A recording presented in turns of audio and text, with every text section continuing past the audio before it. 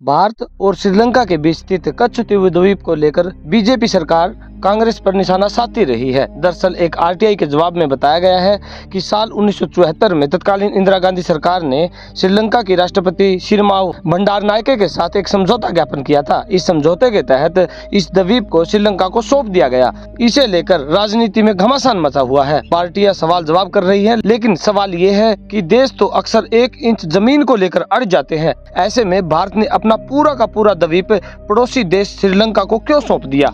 प्रधानमंत्री नरेंद्र मोदी ने भी अपने ट्विटर अकाउंट पर आरटीआई के हवाले से ये लिखा है कि ये चौंकाने वाला है कि कांग्रेस ने जानबूझकर कच्चा द्वीप को श्रीलंका को दे दिया था। इसे लेकर हर भारतीय गुस्सा है और एक बार फिर से मानने पर मजबूर कर दिया है कि हम कांग्रेस पर भरोसा नहीं कर सकते। भारत की अखंडता, एकता कम कर और हितों को कमजोर करना ही कांग्रेस का काम करने का तरीका है, जो 75 सालों से जारी है। पहले भी मुद्दा कई बार उछाला गया है। आपको बता दें कि आरटीआई तमिलनाडु के बीजेपी अध्यक्ष अन्नामलाई ने लगाई थी। फिलहाल इस पर पार्टियां एक दूसरे पर हमलावर है। आपको बता दें कि बंगाल की खाड़ी को अरब सागर से जोड़ने वाला ये द्वीप 285 एकड़ में फैला हुआ है। यह सबसे नए द्वीपों में आता है, जो 14वीं शताब्दी में ज्वालामुखी के विस्फोट से बना था। साल 1921 में भारत और श्रीलंका दोनों देशों में मछली पकड़ने को लेकर इस पर विवाद खड़ा हो गया था। विवाद अनसुलझा ही रहा और आग में चिंगारी की तरह रह रहकर इस पर भड़कता रहा। आगे चलकर सिविल एविएशन ऑफ सिलोन और सिविल अथॉरिटी ऑफ इंडिया से बातचीत हुई। मामला दोनों देशों के विदेश मंत्रालय तक पहुंच गया और यहीं से बदलाव शुरू हो गया। साल 1974 में कुछ शर्तों के साथ देश ने कच्छ द्वीप को श्रीलंका को दे दिया था। कंडीशन ये थी कि भारतीय मछुआरे फिशिंग और अपने जाल सुखाने जैसे कामों के लिए द्वीप का उपयोग कर सकेंगे। साथ ही वहां बने चर्च में भी बिना वीजा के भारतीय फिशरमैन आ सकेंगे। यहाँ बता दें कि आपको आइलैंड पर वैसे तो आबादी नहीं है, लेकिन हर साल सेंट एंथनी फेस्टिवल मनाया जाता है।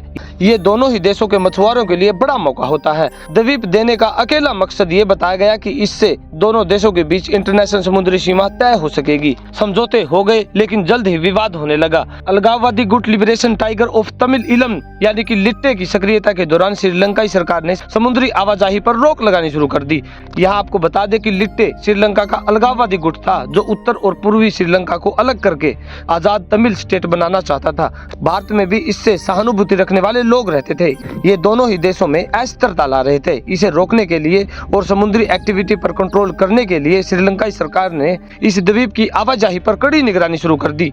इस जद्दोजहद में भारतीय मछुआरों के लिए दिक्कतें शुरू हो गई। वह अब एक नियत सीमा तक ही फिशिंग कर पा रहे थे। आगे चलकर हुआ ये कि समुद्री सीमा पार करने का आरोप लगाते हुए भारतीय मछुआरों को अरेस्ट किया जाने लगा। भारत और श्रीलंका के बीच मछुआरों का मुद्दा एक बड़ा मसला है। श्रीलंकाई नौसेना न सिर्फ भारतीय मछुआरों को पकड़ती है, बल्कि कई बार उन पर गोलियां भी चलाती है। कच्छ द्वीप के आसपास इस तरह की घटनाएं आम बात हो गई थी। यहाँ लड़ाई नौसेना मछुआरों को पकड़ने के लिए श्रीलंकाई नौसेना मछुआरों को पकड़ने के साथ उनकी नौकाओं को भी जब्त कर लेती थी। बीते साल श्रीलंकाई की नौसेना ने लगभग 250 भारतीय मछुआरों को पकड़ लिया था। इस साल भी ऐसे ही मामले सामने आ रहे हैं। 1974 में जब उस समय जो भी समझौते हुए, श्रीलंकाई सरकार उनको मानने से इनकार कर रही है और जो समझौते किए गए थे उनको खारिज कर यह द्वीप अब अपना बता रही है।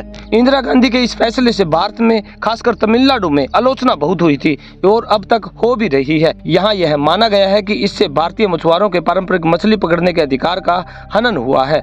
यहाँ मुद्दा समय समय पर भारत और श्रीलंका के बीच चर्चा और विवाद का विषय बना रहता है। आपको बता दें कि कच्छ द्वीप भारत से लगभग 33 किलोमीटर उत्तर पूर्व में रामेश्वर यानी कि तमिलनाडु से दूरी पर है और श्रीलंका के जाफना से यह द्वीप लगभग 62 किलोमीटर दक्षिण पश्चिम में स्थित है। कच्छ द्वीप का क्षेत्रफल लगभग 285 एकड़ यानी कि 1.15 वर्ग किलोमीटर है। और ऐसे ही एक द्वीप कोको द्वीप है, जो भारत के अंडमान निकोबार द्वीप समूह से लगभग 50 से 55 किलोमीटर की दूरी पर उत्तर में स्थित है। इस द्वीप को प्रधानमंत्री जवाहरलाल नेहरू ने 1950 के दशक में म्यांमार को गिफ्ट में दे दिया था। आपको बता दें कि कोको द्वीप भारत के अंडमान और निकोबार द्वीप समूह के करीब स्थित होने के कारण बंगाल की खाड़ी और मलक्का जलडमरू मध्य के प्रवेश द्वार के पास एक महत्वपूर्ण स्थान है। यह मलक्का जलडमरू मध्य वैश्विक व्यापार और ऊर्जा आपूर्ति के लिए एक महत्वपूर्ण समुद्री मार्ग है। इस क्षेत्र में किसी भी भारी शक्ति की सैन्य उपस्थिति भारत की सुरक्षा चिंताओं को बढ़ा सकती है। अतीत में ऐसी खबरें भी सामने आई कि चीन ने कोको द्वीप पर निगरानी और खुफिया जानकारी एकत्रित करने की सुविधाएं स्थापित कर दी है। हालांकि म्यांमार ने इन दावों को खंडन भी किया है। यदि यह सत्य है तो भारत के लिए एक राजनीतिक चुनौती हो सकती है, क्योंकि यह भारत की नौसेना गतिविधियों और मिसाइल प्रशिक्षणों पर नजर रख सकता है। और इसी कोको द्वीप को तत्कालीन प्रधानमंत्री जवाहरलाल नेहरू ने 1950 के दशक में म्यांमार को दे दिया था। परंतु भले ही अतीत में कुछ भौगोलिक या राजनीतिक निर्णय लिए गए हों, वर्तमान में भारत की स्थिति उन्हें चुनौती देने और अपने हितों की रक्षा करने के लिए कहीं अधिक मजबूत है। भारत अब अपनी राजनीतिक स्वायत्तता बनाए रखने और क्षेत्रीय सुरक्षा में महत्वपूर्ण भूमिका निभाने की अक्षमता रखता है।